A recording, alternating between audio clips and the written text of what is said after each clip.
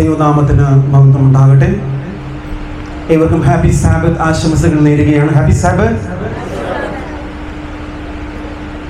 ജീവിതത്തിൽ ഏറ്റവും സന്തോഷമുള്ള ഒരു ദിവസമായിരിക്കണം ഓരോ വിശുദ്ധ ശബത്തുകളും.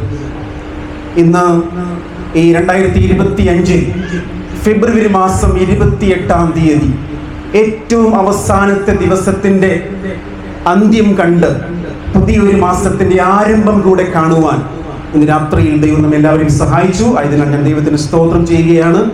നമ്മുടെ എല്ലാവരും അടുത്തിരിക്കുന്നവരുടെ കരങ്ങളെ ഒന്ന് പിടിച്ചു കുലുക്കി നമുക്ക് എല്ലാവർക്കും ഹാപ്പി സാബത്ത് പറഞ്ഞ് സന്തോഷിക്കാം. Greeting one another by saying happy Sabbath. നമ്മുടെ അടുത്തിരിക്കുന്നവരുടെ കരങ്ങളെ പിടിച്ചു കുലുക്കി സന്തോഷത്തോടെ ചിരിക്കുന്ന മുഖത്തോടെ ദൈവം ചെയ്ത ഉപകാരങ്ങളെ ഓർത്തുകൊണ്ട് ദൈവത്തിന് സ്തോത്രം ചെയ്തുകൊണ്ട് ഹാപ്പി സാബത്ത് പറയുവാനായി നമുക്ക് സമയം ചെലവഴിക്കാം. ഒരിക്കൽ കൂടെ happy Sabbath, happy Sabbath, happy Sabbath. എല്ലാവരും ചിരിക്കുകയാണ്. എനിക്കും ചിരിയുണ്ട്, എനിക്കും സന്തോഷമുണ്ട്.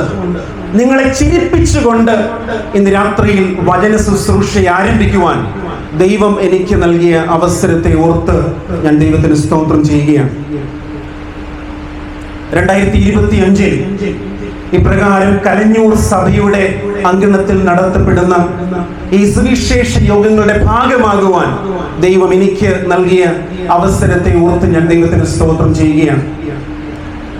കഴിഞ്ഞ വർഷങ്ങളിലൊക്കെ പലതവണ ഇപ്രകാരം ദൈവം ഇവിടെ നിൽക്കുവാൻ അവസരം നൽകിയിട്ടുണ്ട്. ആ അവസരങ്ങളെയൊക്കെ ഓർത്ത് ഞാൻ ദൈവത്തിന് സ്തോത്രം ചെയ്യുകയാണ്. ഇന്ന് ലഭിച്ച അവസരത്തെ ഓർത്ത് ഞാൻ ദൈവത്തിന് സ്തോത്രം ചെയ്യുന്നു. നാളെ എന്തായിരിക്കും, നാളെ നാം എവിടെയൊക്കെ ആയിരിക്കും, അത് ദൈവത്തിന്റെ നിശ്ചയം മാത്രമാണ്. ആകയാൽ ഇന്ന് രാത്രി ദൈവത്തിന് സ്തോത്രം ചെയ്തുകൊണ്ട് ദൈവത്തിന്റെ വചനത്തെ ധ്യാനിപ്പാൻ, ദൈവത്തിന്റെ വചനങ്ങളിലൂടെ സഞ്ചരിപ്പാൻ, ഈ നാം കേൾക്കുന്ന ആപ്തവാക്യത്തിനനുസരിച്ച് ദൈവത്തിന്റെ വചനത്തിലെ ചിന്തയിലൂടെ സഞ്ചരിക്കുവാൻ നമുക്ക് ഏവർക്കും പ്രാർത്ഥനയോടെ കടന്നു ചെല്ലാം. ആമുഖമായി ഞാൻ ഒരു പ്രധാന കാര്യം നിങ്ങളുമായി പങ്കുവയ്ക്കുവാൻ താല്പര്യപ്പെടുകയാണ്. ഇന്ന് പ്രാർത്ഥനാ സമയത്ത് പ്രിയപ്പെട്ട പാസ്റ്റർ കടന്നു വന്ന് പറഞ്ഞു, ഈ ദേശത്തൊക്കെ ധാരാളം പേര് പലവിധമായ പ്രയാസങ്ങളാലും രോഗങ്ങളാലും അവരുടെ ഭവനങ്ങളിൽ കഴിയുകയാണ് എന്ന്. നാം ഇന്ന് കേരളത്തിൽ കണക്കുകളൊക്കെ പരിശോധിച്ചാൽ രോഗികളില്ലാത്ത ഒരു വീട് പോലുമില്ല. രോഗികളില്ലാത്ത ഒരു വീട് പോലുമില്ല. ഇന്ന് മരുന്ന് കഴിക്കാത്ത ആരെങ്കിലും ഇവിടെയുണ്ടോ എന്ന് ചോദിച്ചാൽ, ഇന്ന് ഈ കൂടി വന്നിരിക്കുന്നവരിൽ എന്തിനെങ്കിലുമൊക്കെ മരുന്ന് കഴിക്കാത്ത, ഒരു ഗുളികയെങ്കിലും കഴിക്കാത്ത ആരെങ്കിലും ഇവിടെ ഉണ്ടോ എന്ന് ചോദിച്ചാൽ ഒരു പക്ഷേ 1-2 കയ്യോ പൊങ്ങിയേക്കാം. ഉണ്ടോ? ആരെങ്കിലും ഉണ്ടോ? വളരെ ചുരുക്കം പേരെയുള്ളൂ. ഇന്ന് ലോകം മുഴുവനും പലവിധമായ രോഗങ്ങളും പകർച്ചവ്യാധികളും പലവിധമായ വ്യാധികളാലും ഒക്കെ നിറയപ്പെട്ട് കഴിയുകയാണ്. അന്ത്യകാലത്ത് യേശുക്രിസ്തുവിന്റെ വരവിന് മുൻപ് ഈ ലോകത്തിൽ പലവിധമായ രോഗങ്ങൾ അധികമായി വർദ്ധിക്കും എന്നുള്ളത് ഒരു പ്രവചന നിവൃത്തിയുടെ ഭാഗമാണ്. ആയതിനാൽ ഒരു വേദവാക്യം വായിച്ചുകൊണ്ട് പ്രാർത്ഥനയോടെ നമുക്ക് ആരംഭിക്കാം. ഈ ലോകത്ത് കാണുന്ന സകല രോഗങ്ങൾക്കും ആരാധനയുമായി വലിയൊരു ബന്ധമുണ്ട്. എന്തുണ്ട്? ഒരു വലിയ ബന്ധമുണ്ട്. ഈ ലോകത്ത് നാം ഇന്ന് കാണുന്ന സകല രോഗങ്ങളും എല്ലാ വ്യാധികളും ആരാധനയുമായിട്ടൊരു ബന്ധമുണ്ട്. എന്താണ് ആ ബന്ധം? കഴിഞ്ഞ 2 രാത്രികളിൽ, ആദ്യ രാത്രിയിൽ വ്യവസ്ഥകൾക്ക് വിധേയമായ ആരാധനയെ കുറിച്ച് നാം ചിന്തിക്കുവാൻ സന്തോഷത്തിലൂടെ ദൈവം ഇടയാക്കി. 2ാമത്തെ രാത്രിയിൽ നാം ദൈവത്തെ എങ്ങനെ ആരാധിക്കണം എന്ന് ചിന്തിക്കുവാൻ പാസ്റ്റർ ജോമോനിലൂടെ ദൈവം നമ്മെ സഹായിച്ചു. ഇന്ന് രാത്രിയിൽ നാം ദൈവത്തെ എന്തുകൊണ്ട് ആരാധിക്കണം എന്ന് ചിന്തിക്കുവാൻ പോവുകയാണ്. എന്തുകൊണ്ട് ദൈവത്തെ എന്തുകൊണ്ട് ആരാധിക്കണം? ദൈവത്തെ ദൈവം അനുശാസിക്കുന്ന പ്രകാരം നാം ആരാധിക്കാത്തത് കൊണ്ട് ഈ ലോകത്ത് ധാരാളം രോഗങ്ങൾ കാണുന്നു. എന്ത് കാണുന്നു? ധാരാളം രോഗങ്ങൾ കാണുന്നു. ഒരു വേദവാക്യം ഞാൻ വായിച്ചാരംഭിക്കുകയാണ്. പുറപ്പാട് പുസ്തകം ഈ ബാക്ക് ബോക്സ് എനിക്കൊന്ന് തരണം, വോളിയം കുറവാണ്. 15-ാമത്തെ അധ്യായം, പുറപ്പാടിന്റെ പുസ്തകം 15-ാമത്തെ അധ്യായം, അതിൻ്റെ 26-ാമത്തെ വാക്യം നമുക്കൊന്ന് വായിക്കാം. പുറപ്പാട് പുസ്തകം 15-ാം അധ്യായം, അതിന്റെ 26-ാമത്തെ വാക്യം. നിന്റെ ദൈവമായ യഹോവയുടെ വാക്ക് നീ ശ്രദ്ധയോടെ കേട്ട് അവിടുത്തേക്ക് പ്രസാദമുള്ളത് ചെയ്യുകയും അവിടുത്തെ കൽപ്പനകളെ അനുസരിച്ച് അവിടുത്തെ സകല വിധികളും പ്രമാണിക്കുകയും ചെയ്താൽ. ഇവിടെ ഈ വചനത്തിലൂടെ പരിശുദ്ധനായ ദൈവം മോശ മുഖാന്തിരം തന്റെ ജനത്തോട് പറയുകയാണ്. എന്താ പറയുന്നത്?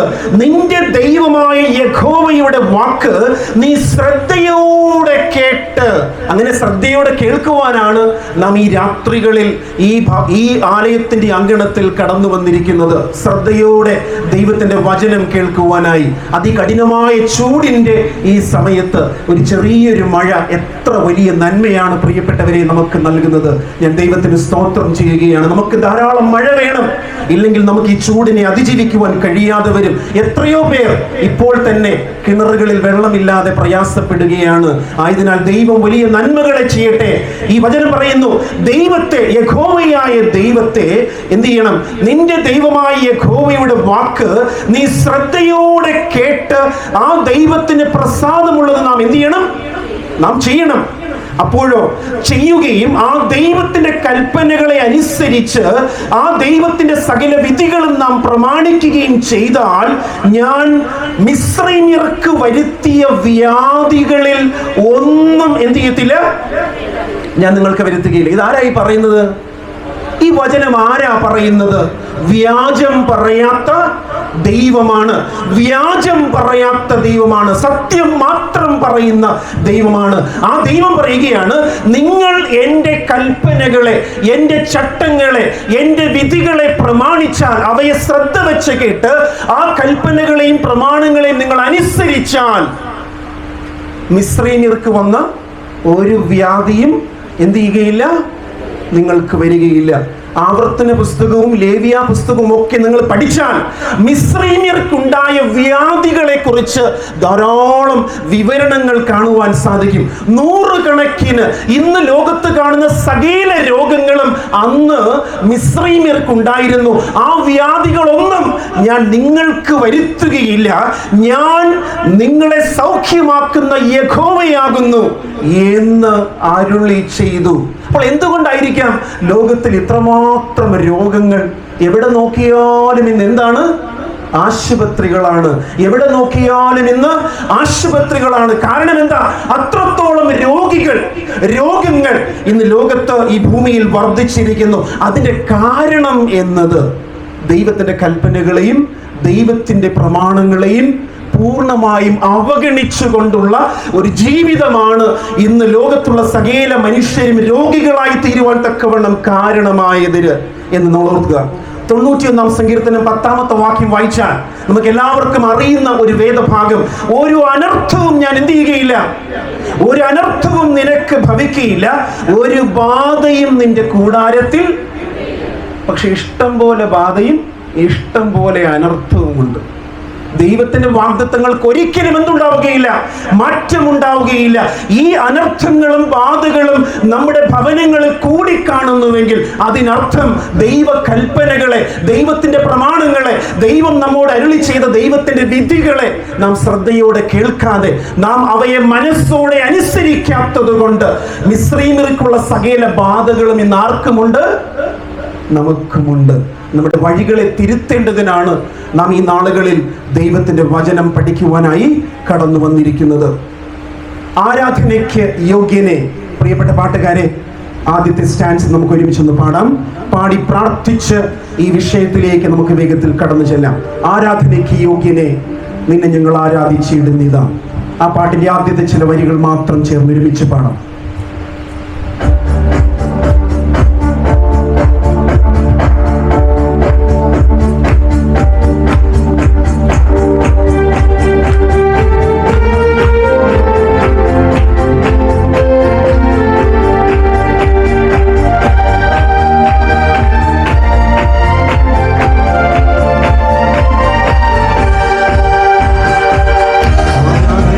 യോഗ്യനേ, നിന്നെ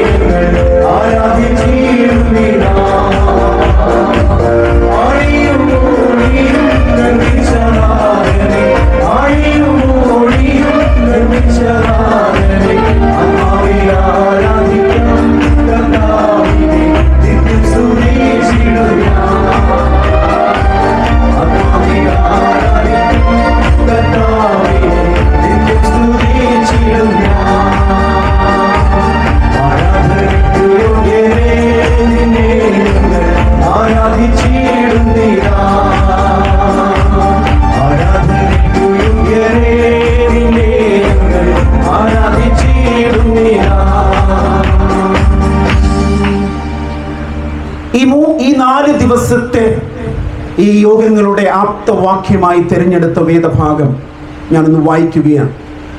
9-ാം അധ്യായം പുറപ്പാട് പുസ്തകം 1-ാമത്തെ വാക്യത്തിൽ ഇപ്രകാരം പറയുന്നു: യഹോവ പിന്നെയും മോശയോട് കൽപ്പിച്ചത്, നീ ഫറവോന്റെ അടുക്കൽ ചെന്ന് അവനോട് പറയേണ്ടത് എന്തെന്നാൽ, എബ്രായരുടെ ദൈവമായ യഹോവ ഇപ്രകാരം അരുളി ചെയ്യുന്നു, എന്നെ ആരാധിപ്പാൻ എന്റെ ജനത്തെ വിട്ടയക്ക, എന്നെ ആരാധിപ്പാൻ എന്റെ ജനത്തെ വിട്ടയപ്പാൻ സമ്മതിക്കാതെ ഇനിയും അവരെ തടഞ്ഞു നിർത്തിയാൽ, അവരെ വിട്ടയക്കാതെ ഇനിയും അവരെ വിട്ടയക്കാതെ തടഞ്ഞു നിർത്തിയാൽ. നമുക്കൊരു നിമിഷം പ്രാർത്ഥിക്കാം. ഞങ്ങൾ ഏറ്റവും ആഴമായി അതിവാത്സല്യമായി സ്നേഹിക്കുന്ന ഞങ്ങളുടെ ദൈവമേ, പ്രിയ പിതാവേ, ഇന്ന് രാത്രിയിൽ ദൈവത്തെ ആരാധിപ്പാൻ ദൈവം ഒരു കൂട്ടം ജനത്തെ വിളിച്ചു വേർതിരിക്കുന്നതിനാൽ തിരുനാമത്തിന് സ്തോത്രം ചെയ്യുന്നു. കർത്താവേ, ദൈവത്തിന്റെ കൽപ്പനകളെ, ദൈവത്തിന്റെ ചട്ടങ്ങളെ, ദൈവത്തിന്റെ വിധികളെ പാടെ മറന്ന ഒരു ലോകത്തിലാണ് ഞങ്ങൾ ജീവിച്ചിരിക്കുന്നത്. അപ്രകാരം ദൈവ കൽപ്പനകളെ, ദൈവ പ്രമാണങ്ങളെ അവഗണിച്ചുള്ള ജീവിതത്തിന്റെ ഫലമായി ലോകത്ത് ഇന്ന് എന്തുമാത്രം രോഗങ്ങളാണ്, എന്തുമാത്രം രോഗികളാണ് വർദ്ധിച്ചിരിക്കുന്നത്. ദൈവത്തെ അനുസരിപ്പാൻ മനസ്സ് വെച്ചാൽ, ദൈവത്തിന്റെ കൽപ്പനകളെയും ചട്ടങ്ങളെയും കേൾക്കുവാൻ ശ്രദ്ധ വെച്ച് കേട്ട് കർത്താവിലേക്ക് മടങ്ങി വരുവാൻ മനസ്സ് വെച്ചാൽ, ഞാൻ നിങ്ങളെ സൗഖ്യമാക്കുന്ന യഹോവ എന്ന് നിങ്ങൾ അറിയും എന്ന ദൈവത്തിന്റെ വാഗ്ദത്തങ്ങൾക്കായി ഞങ്ങൾ തിരുനാമത്തിന് സ്തോത്രം ചെയ്യുന്നു. സ്വർഗീയ പിതാവേ, ആ ദൈവത്തെ ഞങ്ങൾ എന്തുകൊണ്ട് ആരാധിക്കണം എന്ന വലിയ സത്യത്തെ ഇന്ന് രാത്രിയിൽ വചനത്തിലൂടെ ചിന്തിക്കുവാനായി, പഠിക്കുവാനായി ഞങ്ങൾ ഇതാ കടന്നു പോകുന്നു.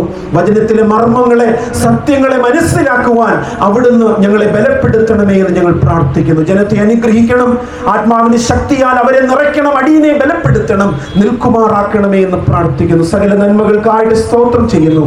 യേശുവിന്റെ നാമത്തിൽ ഞങ്ങൾ പ്രാർത്ഥിക്കുന്നു. സ്വർഗീയ പിതാവേ, കേൾക്കുമാറാകണമേ. ആമേൻ. ഹല്ലേലൂയ. ദൈവനാമത്തിന് മഹത്വം ഉണ്ടാകട്ടെ. ഇന്ന് നാം ലോകത്തിലെ കണക്കുകളെ പരിശോധിച്ചാൽ, ഇന്ന് ലോകത്തിലേക്ക് നാം കണ്ണോടിച്ചാൽ ഏകദേശം 45,000 സഭാ വിഭാഗങ്ങൾ ലോകത്തിലുണ്ട് എന്നാണ് കണക്കുകൾ പറയുന്നത്. എത്രയധികം? 45,000-ത്തിലധികം ഡിനോമിനേഷൻസ് ഇന്ന് ലോകത്തുണ്ട്. അവരിൽ കത്തോലിക്കരുണ്ട്, ധാരാളം പ്രൊട്ടസ്റ്റന്റുകാരുണ്ട്. അവരാരൊക്കെയാണ്? പ്രധാനപ്പെട്ടവരായി നാം പരിശോധിക്കുവാൻ തക്കവണ്ണം ഇടയായാൽ ആ പ്രൊട്ടസ്റ്റന്റുകാരിൽ അഡ്വന്റിസ്റ്റുകാരുണ്ട്, ലൂതറൻ സഭാവിശ്വാസികളുണ്ട്, ആംഗ്ലിക്കൻ സഭാവിശ്വാസികളുണ്ട്, മെത്തഡിസ്റ്റ് സഭാവിശ്വാസികളുണ്ട്, പെന്തക്കോസ്തുകാരുണ്ട്, ബ്രദറൻകാരുണ്ട്, റീഫോംകാരുണ്ട്. അങ്ങനെ ധാരാളം സംഘടനകൾ, ധാരാളം ഡിനോമിനേഷനുകൾ കൂടിച്ചേർന്ന ഒരു ക്രൈസ്തവ ലോകത്താണ് ഞാനും നിങ്ങളും ഇന്ന് ഈ ഭൂമിയിൽ ജീവിച്ചിരിക്കുന്നത്. നിങ്ങൾക്കറിയാമോ, നാം ഇന്ന് ലഭ്യമായ കണക്കുകൾ പരിശോധിച്ചാൽ ലോക ജനസംഖ്യയുടെ 32% ക്രിസ്ത്യാനികളാണ്. ഹല്ലേലൂയ. ലോക ജനസംഖ്യയുടെ 32% ഇന്ന് യേശുക്രിസ്തുവിനെ അറിഞ്ഞ് യേശുക്രിസ്തുവിനെ ആരാധിക്കുന്നവരാണ്. 32% പേർ. ദൈവത്തിന് സ്തോത്രം ചെയ്യുകയാണ്. അമേരിക്കയെ നാം പരിശോധിക്കുവാൻ ഇടയായാൽ അമേരിക്കയുടെ ജനസംഖ്യയുടെ ഏകദേശം 79% ക്രിസ്ത്യാനികളാണ്. അമേരിക്കയിൽ മൊത്തം ജനസംഖ്യയിൽ 79% ക്രിസ്ത്യാനികൾ. മെക്സിക്കോ എന്ന രാജ്യത്തെ പരിശോധിച്ചാൽ അവരുടെ ജനസംഖ്യയുടെ 95% ക്രിസ്ത്യാനികളാണ്. മെക്സിക്കോ. വീണ്ടും ബ്രസീലിലേക്ക് നാം പോയാൽ അവിടെ ആ രാജ്യത്തിന്റെ ജനസംഖ്യയുടെ 90% ക്രിസ്ത്യാനികളാണ്. 90% ക്രിസ്ത്യാനികളാണ്. ഈ കണക്കുകൾ ഞാൻ എന്തുകൊണ്ടാണ് നിങ്ങളോട് പറയുവാൻ തക്കവണ്ണം ഇടയായത്? ധാരാളം ക്രൈസ്തവ സഭകളും സംഘടനകളും ഒക്കെ ഇന്ന് ലോകത്തുണ്ട്. എന്നാൽ എല്ലാവരും ആരാധനക്കാരാണ്, ഞങ്ങൾ ദൈവത്തെ ആരാധിക്കുന്നവരാണ് എന്ന് അവകാശപ്പെടുന്നവരാണ്. ധാരാളം ആരാധനക്കാരുണ്ട്. നാം എവിടെയാ പോകുന്നത്? ദൈവത്തെ ആരാധിപ്പാൻ ദൈവത്തിന്റെ ആലയത്തിൽ പോവുകയാണ്. ഇന്ന് ലോകത്തുള്ള ഈ പറയുന്ന 32% ക്രിസ്ത്യാനികളും ദൈവത്തെ ആരാധിപ്പാനായി ദൈവത്തിന്റെ ആലയത്തിൽ എല്ലാ രാജ്യങ്ങളിലുമായി ദിനംതോറും പോയിക്കൊണ്ടിരിക്കുകയാണ്. നാം ചരിത്രം പരിശോധിച്ചാൽ, കണക്കുകൾ പരിശോധിച്ചാൽ, most Christians today they worship on Sunday.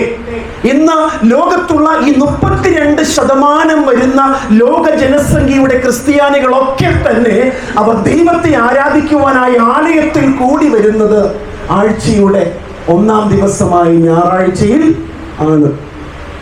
എന്തുകൊണ്ട് നാം ദൈവത്തെ ആരാധിക്കണം എന്ന് തിരിച്ചറിയാതെ പോയാൽ ജീവിതകാലം മുഴുവനും നാം ദൈവത്തെ ആരാധിച്ചത് കൊണ്ട്, നാം ജീവിതകാലം മുഴുവനും ദൈവത്തെ ആരാധിപ്പാൻ സമയം ചെലവിട്ടത് കൊണ്ട്, ദൈവത്തെ എന്തുകൊണ്ട് നാം ആരാധിക്കണം എന്ന് ബോധ്യപ്പെടാതെ പോയാൽ എൻ്റെ അധ്വാനവും എൻ്റെ സമയവും ഒക്കെ ഞാൻ വെറുതെ പാഴാക്കുകയാണ് ചെയ്യുന്നത്. അതുകൊണ്ട് നാം എന്താ ചെയ്യേണ്ടത്? എന്തുകൊണ്ടാണ് നാം ദൈവത്തെ ആരാധിക്കേണ്ടത്? വചനം ചോദിക്കുന്നത് പോലെ എന്നെ ആരാധിപ്പാൻ തക്കവണ്ണം എൻ്റെ ജനത്തെ എന്ത് ചെയ്യുക? വിട്ടയച്ചില്ലെങ്കിൽ ദൈവം പറയുകയാണ്, ഇന്ന് പൈശാചികനായവൻ എന്ത് ചെയ്യുന്നു? അന്ന് ഫറവോൻ തന്റെ ജനത്തെ പിടിച്ചു വെച്ചതുപോലെ ഇന്ന് ലോകത്തിന്റെ പ്രഭുവായ പിശാച് ദൈവത്തിന്റെ ജനത്തെ എന്തുകൊണ്ട് അവർ ദൈവത്തെ ആരാധിക്കണം എന്ന സത്യത്തെ മറച്ചു വച്ച് ദൈവത്തെ സത്യത്തിലും ആത്മാവിലും ആരാധിപ്പാൻ എന്ത് ചെയ്യുന്നില്ല? പിശാച് വിട്ടുകൊടുക്കുന്നില്ല. ജനത്തിന് ബോധ്യപ്പെടുവാൻ താല്പര്യവുമില്ല. അതാണ് ഏറ്റവും വലിയ രസം. ദൈവത്തിന്റെ വചനം വ്യക്തമായി നമ്മെ ബോധ്യപ്പെടുത്തുക, ദൈവത്തിന്റെ വചനം ശരിയായി നമ്മെ ബോധ്യപ്പെടുത്തുന്ന വഴികൾ നൽകിയിട്ടും ദൈവത്തിന്റെ ജനമെന്ന് അവകാശപ്പെടുന്നവർ വചനത്തിലെ സത്യങ്ങളെ മനസ്സിലാക്കുവാൻ മനസ്സ് വയ്ക്കുന്നില്ല. അതുകൊണ്ടാണ് നാം ഈ രാത്രിയിൽ വചനത്തിലൂടെ സഞ്ചരിക്കുവാനായിട്ട് പ്രാർത്ഥനയോടെ കടന്നു പോകുന്നത്. എന്തുകൊണ്ടാണ് നാം ദൈവത്തെ ആരാധിക്കുന്നത്? വെളിപ്പാട് പുസ്തകം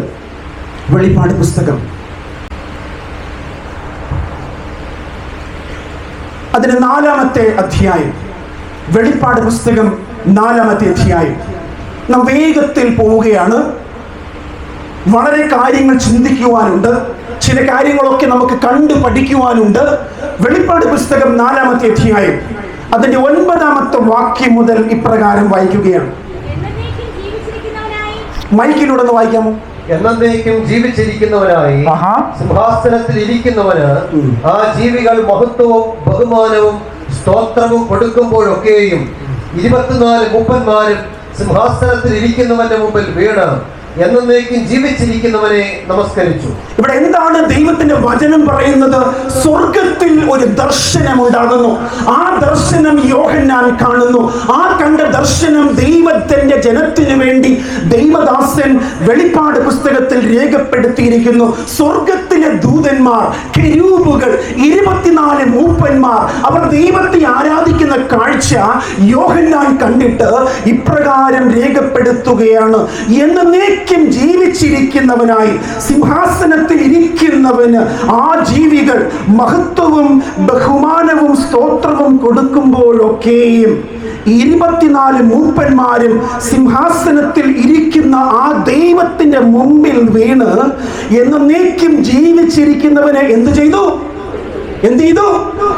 നമസ്കരിച്ചു. വർഷിപ്പ്.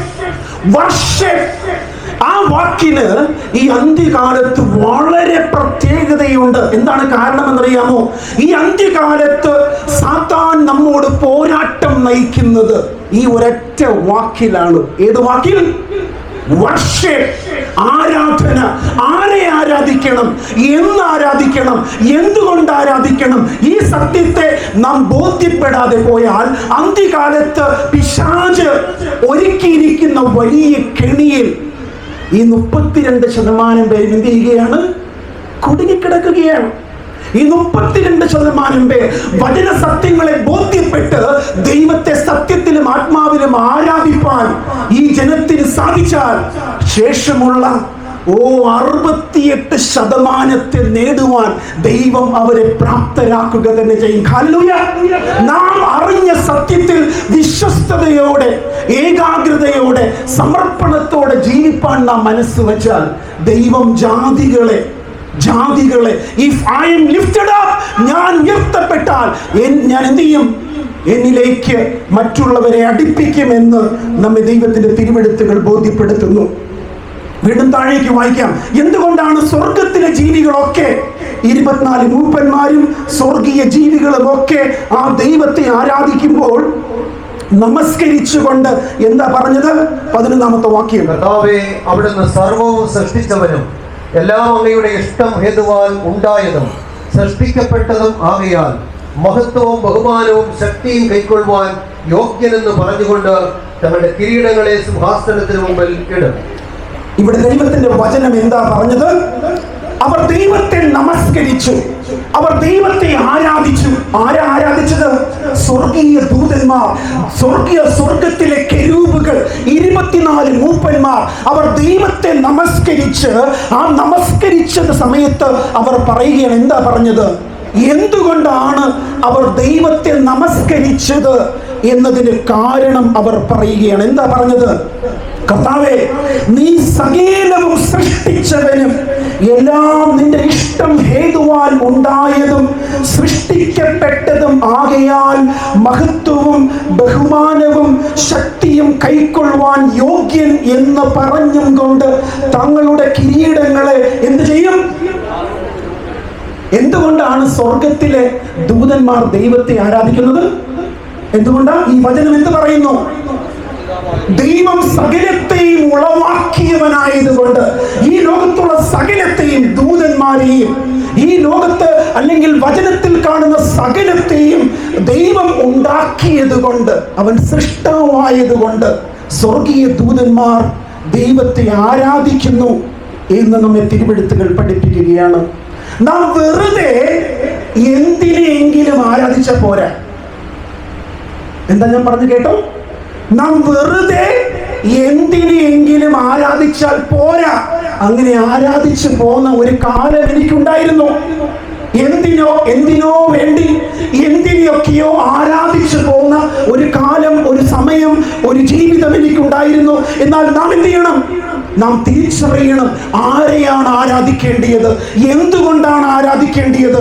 തിരിച്ചറിയാതെ ഇന്ന് ആയിരക്കണക്കിന് പേരെ പിശാചൻ ചതിച്ചിരിക്കുന്നു, വഞ്ചിച്ചിരിക്കുന്നു. സ്വർഗത്തിലെ ദൂതന്മാർ, കെരൂബുകൾ, 24 മൂപ്പന്മാർ, അവർ ദൈവത്തെ ആരാധിക്കുന്നത് സകലവും ദൈവം സൃഷ്ടിച്ചത് കൊണ്ടാണ് എന്നവർ നമ്മോട് പറയുന്നു. നമുക്കൊരു വാക്യം വായിക്കാം. സങ്കീർത്തനങ്ങൾ 148 സങ്കീർത്തനം, അതിന്റെ 1 മുതൽ 4 വരെ നമുക്കൊന്ന് വായിക്കാം.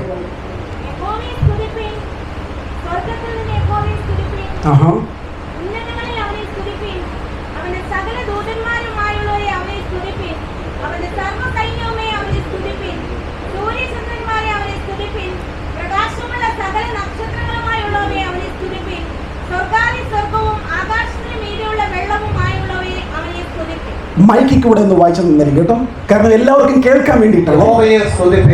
ദൈവത്തിന്റെ വചനം പറയുകയാണ്, നിങ്ങൾ ദൈവത്തെ, യഹോവയെ സ്തുതിപ്പീൻ. സ്വർഗത്തിൽ നിന്ന് യഹോവയെ സ്തുതിപ്പീൻ. സ്വർഗത്തിൽ നിന്ന് യഹോവയെ സ്തുതിപ്പീൻ. ഉന്നതങ്ങളിൽ അവിടുത്തെ സ്തുതിപ്പീൻ. ഉന്നതങ്ങളിൽ ആ ദൈവത്തെ സ്തുതിപ്പീൻ. അവിടുത്തെ സകല ദൂതന്മാരുമായുള്ളവരെ, അവിടുത്തെ സ്തുതിപ്പീൻ. അവനെ സ്തുതിപ്പീൻ. അവിടുത്തെ സർവ്വ സൈന്യവുമേ അവിടുത്തെ സ്തുതിപ്പീൻ. സൂര്യചന്ദ്രന്മാരെ അവിടുത്തെ സ്തുതിപ്പീൻ. പ്രകാശമുള്ള സകല നക്ഷത്രങ്ങളുമായുള്ളവേ അവിടുത്തെ സ്തുതിപ്പീൻ.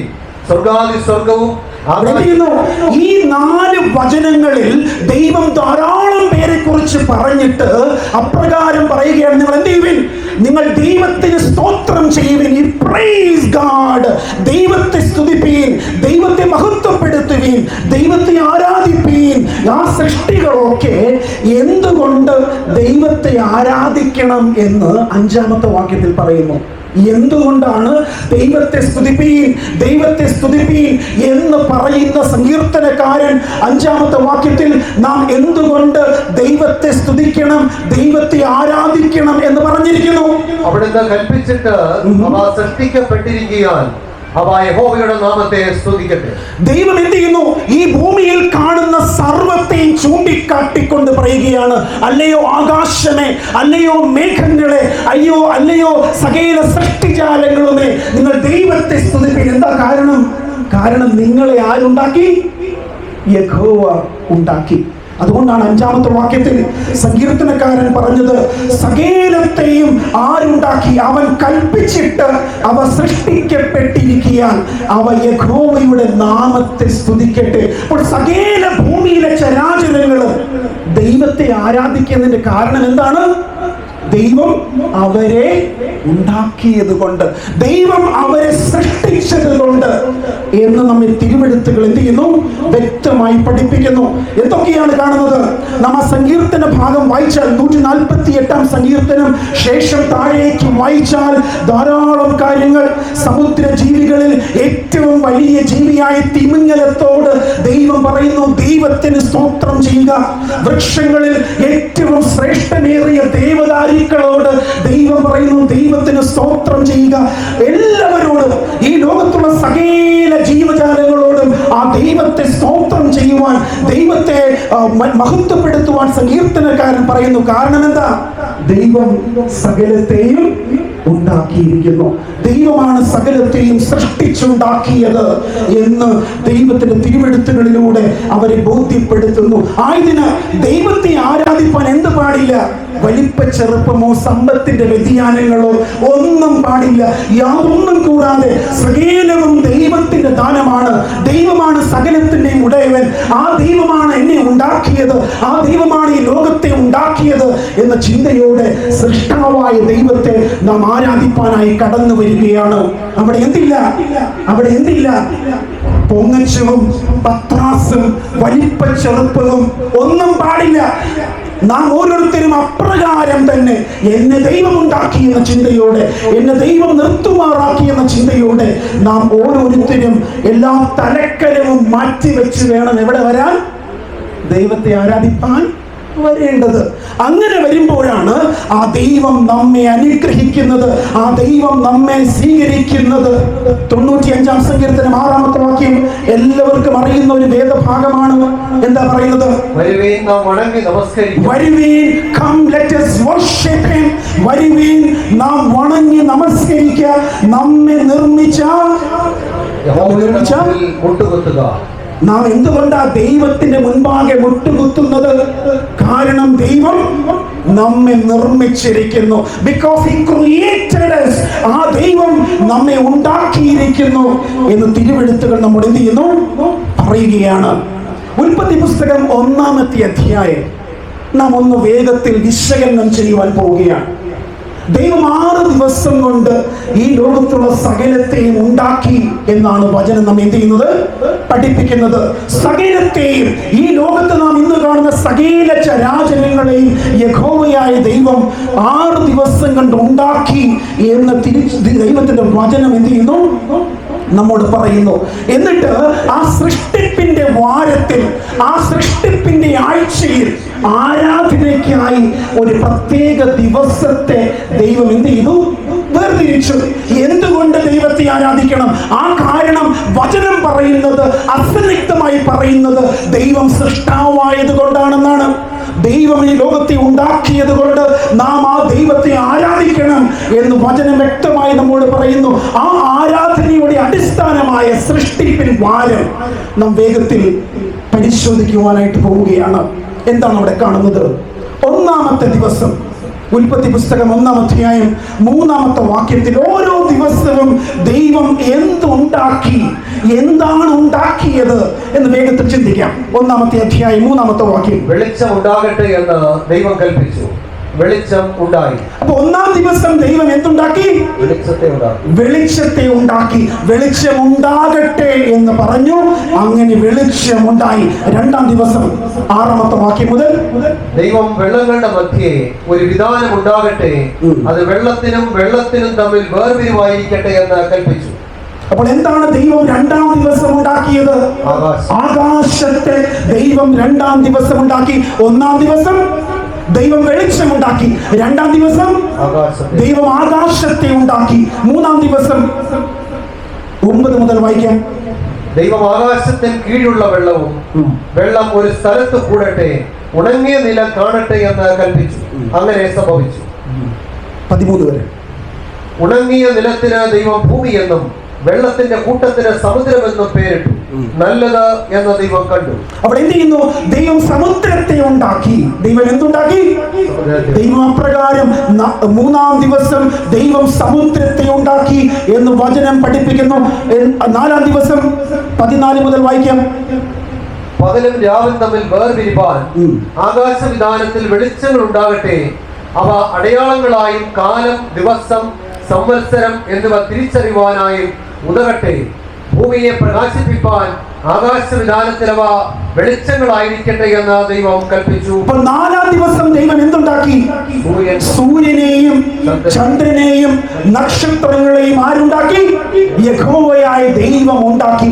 സൂര്യനെയും ചന്ദ്രനെയും നക്ഷത്രങ്ങളെയും ദൈവം നാലാം ദിവസം ഉണ്ടാക്കി. അഞ്ചാം ദിവസം 1-ാം അധ്യായം 20 മുതൽ, വെള്ളത്തിൽ ജലജന്തുക്കൾ കൂട്ടമായി ജനിക്കട്ടെ, ഭൂമിയുടെ മീതെ ആകാശവിധാനത്തിൽ പർവ്വജാതി പറക്കട്ടെ എന്ന് ദൈവം കൽപ്പിച്ചു. അപ്പോൾ എന്താണ് അഞ്ചാം ദിവസം ദൈവം ഉണ്ടാക്കിയത്? ദൈവം സൃഷ്ടാവാണ്. ആ ദൈവം സൃഷ്ടിക്കുകയാണ്. എന്തൊക്കെയാണ് ഓരോ ദിവസവും ദൈവം സൃഷ്ടിച്ചത് എന്ന് പരിശോധിക്കുമ്പോൾ അഞ്ചാം ദിവസം ദൈവം സകലവിധമായ ജലജന്തുക്കളെയും ഉണ്ടാക്കി. എന്നിട്ടോ പർവ്വജാതികളെ അഞ്ചാം ദിവസം ദൈവം സൃഷ്ടിച്ചു. അതാണ് ദൈവം അഞ്ചാം ദിവസം ചെയ്തത്. ആറാം ദിവസം 24-ാമത്തെ വാക്യം മുതൽ, 1-ാം അധ്യായം 24 മുതൽ ആറാം ദിവസം ദൈവം എന്താണ് ഉണ്ടാക്കിയത്? അതത് തരം കന്നുകാലി, ഇഴജാതി, കാട്ടുമൃഗം, ഇങ്ങനെ അതത് തരം ജീവജന്തുക്കൾ ഭൂമിയിൽ നിന്ന് ഉളവാകട്ടെ എന്ന് ദൈവം കൽപ്പിച്ചു. അങ്ങനെ സംഭവിച്ചു. എന്നിട്ടോ ഈ വചനം നാം പരിശോധിച്ചാൽ ദൈവം ആറാം ദിവസം കന്നുകാലികളെ, ഇഴജന്തുക്കളെ, കാട്ടുമൃഗങ്ങളെ, ഒടുവിൽ മനുഷ്യനെ തന്നെയും യഹോവയായ ദൈവം ആറാം ദിവസം ഉണ്ടാക്കി. എല്ലാം നിവൃത്തിയായി.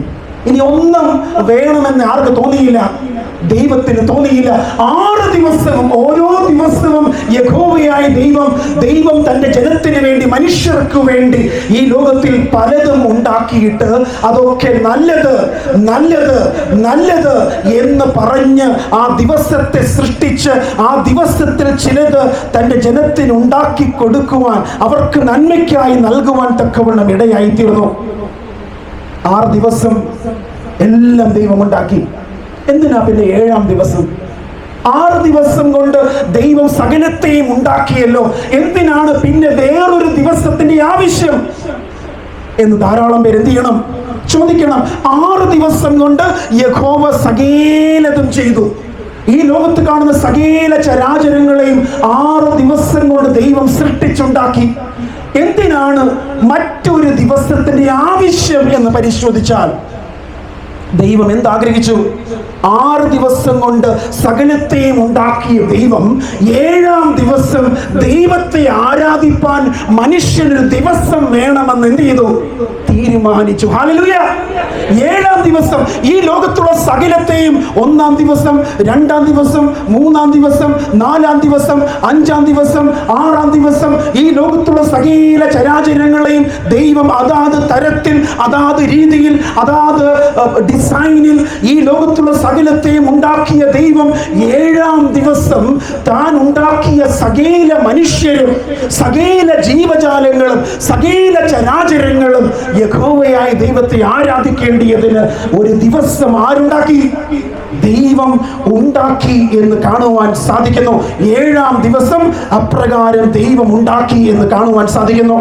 മർക്കോസിന്റെ പുസ്തകം 2-ാം അധ്യായം, ഏതാ പുസ്തകം? മർക്കോസിന്റെ പുസ്തകം 2-ാം അധ്യായം 27-28 വാക്യങ്ങൾ. പിന്നെ അവിടുന്ന് അവരോട്, മനുഷ്യൻ ശബത നിമിത്തമല്ല, ശബത മനുഷ്യൻ നിമിത്തമത്രേ ഉണ്ടായത്. അങ്ങനെ മനുഷ്യപുത്രൻ ശബദിന് കർത്താവാകുന്നു എന്ന് പറഞ്ഞു. ഈ വാക്യം നാം അല്പമായി ചിന്തിക്കേണ്ടത് വളരെ ആവശ്യമാണ്. എന്താണ് ഈ വാക്യം പറഞ്ഞത്? എന്താണ് വാക്യം പറഞ്ഞത്? മനുഷ്യൻ ശബദ നിമിത്തമല്ല, ശബദ മനുഷ്യൻ നിമിത്തമത്രേ ഉണ്ടായത്. മനുഷ്യൻ ശബദ് നിമിത്തമല്ല, ശബദ് മനുഷ്യൻ നിമിത്തമത്രേ ഉണ്ടായത്. ഇംഗ്ലീഷിൽ വായിച്ചാൽ the Sabbath was made for മാൻ. അപ്പോൾ ശബത്ത് എന്ന ദിവസം, 7-ാം ദിവസം, 6 ദിവസം കൊണ്ട് ഈ ലോകത്തുള്ള സകല ചരാചരങ്ങളെ ഉണ്ടാക്കിയ ദൈവം 7-ാം ദിവസം എന്ത് ചെയ്തു? ശബദ് ഉണ്ടാക്കി. സാബത്ത്, വിശ്രമം എന്നർത്ഥമുള്ള ഒരു പ്രത്യേക ദിവസം ഉണ്ടാക്കി. ആ ദിവസത്തെ കുറിച്ച് വചനം പറയുന്നത് the Sabbath was made for man. ആർക്ക് വേണ്ടി? മനുഷ്യന് വേണ്ടി. ഈ വാക്ക് നാം ശ്രദ്ധിച്ചാൽ 2 പ്രധാനപ്പെട്ട പദങ്ങൾ നമുക്ക് ഈ വാക്യത്തിൽ കാണാം. എന്താ കാണുന്നത്? Sabbath was made for man. വാസും മെയ്ഡും രണ്ടും പാസ്റ്റ് ടെൻസില. ഏത് ടെൻസില? പാസ്റ്റ് ടെൻസില. മർക്കോസിന്റെ പുസ്തകം 2-ാം അധ്യായം 27-ാമത്തെ വാക്യത്തിൽ യേശുക്രിസ്തു പറയുകയാണ്, അല്ലയോ പ്രിയമുള്ളവരെ, ശബദ് മനുഷ്യൻ നിമിത്തം അത്രേ ഉണ്ടായത്. Sabbath was made for man. When was it made, Jesus? എന്നാണ് കർത്താവേ മനുഷ്യന് വേണ്ടി അവിടുന്ന് ശബദ് ഉണ്ടാക്കിയത്? ശബദ് യഹൂദന് വേണ്ടിയല്ലേ? ആര് ചോദിക്കും? ഈ 32% വരുന്ന ക്രിസ്ത്യാനികളും എന്താ ചോദിക്കുന്നത്? ശബദ് ആർക്കുള്ളതത്രേ? അത് യഹൂദന്മാർക്കുള്ളതത്രേ. യേശുക്രിസ്തു പറയുന്നു, ശബദ് മനുഷ്യൻ നിമിത്തം അത്രേ ഉണ്ടായത്. സാബത്ത് വാസ് മെയ്ഡ് ഫോർ മാൻ. മനുഷ്യൻ നിമിത്തം അത്രേ. വാസും മെയ്ഡും പഠിച്ചാൽ അതിനൊരു പാസ്റ്റ് ടെൻസ് ഉണ്ട്. അല്ലെങ്കിൽ പണ്ട് നടന്ന ഏതോ സംഭവത്തെ ചൂണ്ടിക്കാട്ടി യേശു പറയുകയാണ്, സാബത്ത് മനുഷ്യന് വേണ്ടി, മനുഷ്യൻ നിമിത്തമത്രേ ഉണ്ടായത്. എന്നാ ഉണ്ടായത്? സൃഷ്ടിപ്പിൻ വാരത്തിൽ, സൃഷ്ടിപ്പിൻ ആഴ്ചയിലാണ് യഹോവയായ ദൈവം ശബദ് ഉണ്ടാക്കിയത് എന്ന് നമുക്ക് വായിക്കുവാൻ, പഠിക്കുവാനായിട്ട് നമുക്ക് സാധിക്കും. ഉൽപ്പത്തി പുസ്തകം 2-ാം അധ്യായം, ഉൽപ്പത്തി പുസ്തകം 2-ാം അധ്യായം 1 മുതൽ 3 വരെ വായിക്കാം. ഇങ്ങനെ ആകാശവും ഭൂമിയും അവയിലുള്ള ചരാചരങ്ങളൊക്കെയും തികഞ്ഞു. താൻ ചെയ്ത പ്രവൃത്തി ഒക്കെയും ദൈവം തീർത്ത ശേഷം താൻ ചെയ്ത സകല പ്രവൃത്തിയിൽ നിന്നും 7-ാം ദിവസം നിവർത്തനായി. താൻ സൃഷ്ടിച്ചുണ്ടാക്കിയ സകല പ്രവൃത്തിയിൽ നിന്നും അന്ന് നിവർത്തനായതുകൊണ്ട് ദൈവം 7-ാം ദിവസത്തെ അനുഗ്രഹിച്ച് ശുദ്ധീകരിച്ചു. ഈ വാക്യം ശ്രദ്ധയോടെ നിങ്ങൾ കേൾക്കണമേ. എന്താണ് ഈ വചനം പറയുന്നത്? യഹോവയായ ദൈവം 6 ദിവസം കൊണ്ട് ലോകത്തുള്ള സകലത്തെയും ഉണ്ടാക്കിയിട്ട് എന്താ ചെയ്തത്? 7-ാം ദിവസം തന്റെ സകല പ്രവൃത്തിയിൽ നിന്നും നിവർത്തനായത് കൊണ്ട് അവൻ എന്ത് ചെയ്തു? ആ ദൈവം 7-ാം ദിവസത്തെ അനുഗ്രഹിച്ച് ശുദ്ധീകരിച്ചു. മറ്റൊരു ദിവസത്തെയും ദൈവം എന്ത് ചെയ്തില്ല? അനുഗ്രഹിച്ചില്ല, ശുദ്ധീകരിച്ചില്ല. മറ്റൊരു ദിവസത്തെയും ദൈവം അപ്രകാരം ചെയ്തില്ല. പാസ്റ്റർ ഒന്ന് സഹായിക്കണം. ആഴ്ചയിൽ എത്ര ദിവസമുണ്ട്? ആഴ്ചയിൽ എത്ര ദിവസമുണ്ട്? 7 ദിവസമുണ്ട്. ഞാൻ ഇവിടെ എന്ത് ചെയ്യുന്നു? 7 ഗ്ലാസുകൾ നിങ്ങളുടെ മുൻപാകെ നിരത്തുകയാണ്. എത്ര ഗ്ലാസുകൾ? 7 ഗ്ലാസുകൾ. 1, 2, 3, 4, 5, 6, 7. 7 ഗ്ലാസുകൾ. 1-ാം ദിവസം ദൈവം ഈ ലോകത്തിൽ സൃഷ്ടിപ്പ് നടത്തി. 2-ാം ദിവസം ഈ ലോകത്തിൽ ദൈവം സൃഷ്ടിപ്പ് നടത്തി. 3-ാം ദിവസം ദൈവം ഈ ലോകത്തിൽ സൃഷ്ടിപ്പ് നടത്തി. 4-ാം ദിവസം ദൈവം ഈ ലോകത്തിൽ സൃഷ്ടിപ്പ് നടത്തി. 5-ാം ദിവസം ദൈവം ഈ ലോകത്തിൽ സൃഷ്ടിപ്പ് നടത്തി. 6-ാം ദിവസവും നടത്തി. അന്നാണ് ദൈവം ആരെ ഉണ്ടാക്കിയത്? മനുഷ്യനെ ഉണ്ടാക്കിയത്. എന്നാൽ 7-ാം ദിവസം ദൈവം എന്ത് ചെയ്തില്ല? ഒരു പ്രവൃത്തിയും ചെയ്തില്ല. ദൈവം 7-ാം ദിവസത്തെ അനുഗ്രഹിച്ച് എന്ത് ചെയ്തു? ശുദ്ധീകരിച്ചു. ഓരോ ദിവസവും ദൈവം എന്ത് ചെയ്തു? പലതിനെയും സൃഷ്ടിച്ചു. ഓക്കെ, ഓരോ ദിവസവും ദൈവം സൃഷ്ടിച്ചു എന്ന് സൂചിപ്പിക്കുവാൻ ഓരോ ഗ്ലാസ്സിലും എന്ത് ചെയ്യുകയാണ്? വെള്ളം ഒഴിക്കുകയാണ്. എന്താ ഒഴിക്കുന്നത്? വെള്ളം ഒഴിക്കുന്നു. ഈ ഗ്ലാസ്സിൽ എന്താ മോനെ? കണ്ടോണേ എല്ലാവരും, ഈ ഗ്ലാസ്സിൽ എന്താ? വെള്ളം. ഈ ഗ്ലാസ്സിൽ എന്താ? വെള്ളം. ഈ ഗ്ലാസ്സിൽ വെള്ളം. ഈ 6 ഗ്ലാസ്സിലും എന്താ ഉള്ളത്? വെള്ളം. 7ാമത്തെ ഗ്ലാസ്സിൽ ഞാൻ വെള്ളം ഒഴിക്കുന്നില്ല. കാരണം 6 ദിവസം കൊണ്ട് ദൈവം സകലത്തെയും ഉണ്ടാക്കി. 7ാം ദിവസം ദൈവം എന്ത് ചെയ്തില്ല? യാതൊരു പ്രവൃത്തിയും ചെയ്തില്ല. മറിച്ച് ആ ദിവസത്തെ ദൈവം അനുഗ്രഹിച്ച് ശുദ്ധീകരിച്ച് വേർതിരിച്ചു. ഒരു പ്രത്യേക ദിവസമാണ്. ഏത് ദിവസം? 7ാം ദിവസം. ദൈവം സൃഷ്ടാവാണ് എന്ന് സകല സൃഷ്ടി ചരാചരങ്ങളും സകല ജീവജാലങ്ങളും സൃഷ്ടാവായ ദൈവത്തെ ഓർക്കേണ്ടതിന് ദൈവം വേർതിരിച്ച ഒരു വിശേഷ ദിവസം. ഏത് ദിവസം? 7ാം ദിവസം. ഇത് പ്രത്യേക ദിവസമാണ്. വെറും വെള്ളം ഒഴിച്ചാൽ പോരെ? മതിയോ? വെറും വെള്ളം ഒഴിച്ചാൽ പോരാ. കാരണം ദൈവം 7ാം ദിവസം എന്ത് ചെയ്തു? അനുഗ്രഹിച്ച് ശുദ്ധീകരിച്ചു എന്ന് തിരുവെഴുത്തുകൾ പറയുന്നു. ഞാൻ ഈ ഗ്ലാസ്സിൽ ഒരു ജ്യൂസ് ഒഴിക്കുക. കേട്ടോ? എന്താ ഒഴിക്കുന്നത്? ജ്യൂസ് ഒഴിച്ചല്ലോ. ഓക്കെ. അപ്പോൾ ഈ 7 ഗ്ലാസ്സിൽ എന്തുണ്ട്? നമ്മുടെ ദാഹം അകറ്റാനുള്ള ഉണ്ട്. ഞാൻ ഈ മോനെ ഇങ്ങോട്ട് വിളിക്കുക. കേട്ടോ? മോൻ വാ, പെട്ടെന്ന് വാ, പെട്ടെന്ന് വാ, പെട്ടെന്ന് വാ. ഈ മോൻ എന്ത് ചെയ്യുകയാണ്? പുറത്തൊക്കെ പോയി ഓടി കളിച്ച് ക്ഷീണിതനായി അവശനായി അവൻ ഓടി വരുന്ന സമയത്ത് ഈ മകന്റെ അമ്മ, സ്നേഹനിധിയായ മാതാവ്, ഇവന് കുടിപ്പാൻ എന്ത് ചെയ്തു? കുടിപ്പാൻ എന്തോ കരുതി വെച്ചു. ചില അമ്മമാർ വെള്ളം കൊടുക്കും, ചിലർ എന്ത് കൊടുക്കും? ജ്യൂസും കൊടുക്കും. ഇവൻ ക്ഷീണിച്ച് അവശനായി ഓടി വരികയാണ്. ഓടി വരുമ്പോൾ ഇവിടെ കാണുകയാണ് 7 ഗ്ലാസുകളുണ്ട്. മോൻ നോക്കിക്കോ വേണമെങ്കിൽ. എത്രയുണ്ട്? 7 ഗ്ലാസ് ഉണ്ട്. ഈ 7 ഗ്ലാസുകളിൽ മോന്റെ ക്ഷീണം അകറ്റാൻ മോൻ ഏത് ഗ്ലാസ് എടുക്കും? ആത്മാർത്ഥമായിട്ട് പറയണം കേട്ടോ, ആത്മാർത്ഥമായിട്ട് പറയണം. ഈ 7 ഗ്ലാസ്സിൽ മോന്റെ ക്ഷീണം അകറ്റാൻ, ഉന്മേഷം ലഭിപ്പാൻ, സന്തോഷം കണ്ടെത്തുവാൻ, ആഹ്ലാദം കണ്ടെത്തുവാൻ ഈ 7 ഗ്ലാസ്സിൽ മോൻ ഏത് ഗ്ലാസ് എടുക്കും? നിങ്ങൾ ഏത് ഗ്ലാസ് എടുക്കും? നിങ്ങൾ ആത്മാർത്ഥമായിട്ട് മറുപടി പറയണം. ഈ 7 ഗ്ലാസ്സിൽ നിങ്ങൾ ഏത് ഗ്ലാസ് തിരഞ്ഞെടുക്കും? ഞാൻ പറയാം. മോൻ ഈ 7ാമത്തെ ഗ്ലാസ് നീയും തിരഞ്ഞെടുക്കും. മോൻ കുടിച്ചോ. ജ്യൂസാ കേട്ടോ, പേടിക്കണ്ട. പെട്ടെന്ന് കുടിച്ചോ. ദൈവം 7ാം ദിവസത്തെ അനുഗ്രഹിച്ച് ശുദ്ധീകരിച്ച് വേർതിരിച്ചിരിക്കുന്നു. 7ാമത്തെ ദിവസം ഇത് കുടിച്ചപ്പോൾ അവൻ എന്തുണ്ടായി? വലിയ ഉന്മേഷം, സന്തോഷം. പച്ചവെള്ളം കുടിച്ചതിനേക്കാൾ സന്തോഷമില്ലേ മോനെ? ഇല്ലേ? ഉണ്ടോ? ഇല്ലേ? വെറും പച്ചവെള്ളം നിങ്ങൾക്ക് തന്നാൽ, നിങ്ങൾ എൻ്റെ വീട്ടിൽ വരുമ്പോൾ നിങ്ങൾക്ക് ഞാൻ പച്ചവെള്ളം നൽകി അയക്കുന്നതിനേക്കാളും 1 ഗ്ലാസ് ജ്യൂസ് തന്നാൽ നിങ്ങൾക്ക് എന്തുണ്ടാകും? എന്തെന്നില്ലാത്ത സന്തോഷമുണ്ടാകും. ഫോർ എക്സാമ്പിൾ, മുമ്പ് കേട്ടോ, ഈ 7 ഗ്ലാസും ഇങ്ങനെ നിരത്തി വെച്ചിരിക്കുകയാണ്. ഒരു കുഞ്ഞ് വന്നു, ഞാൻ പറഞ്ഞു.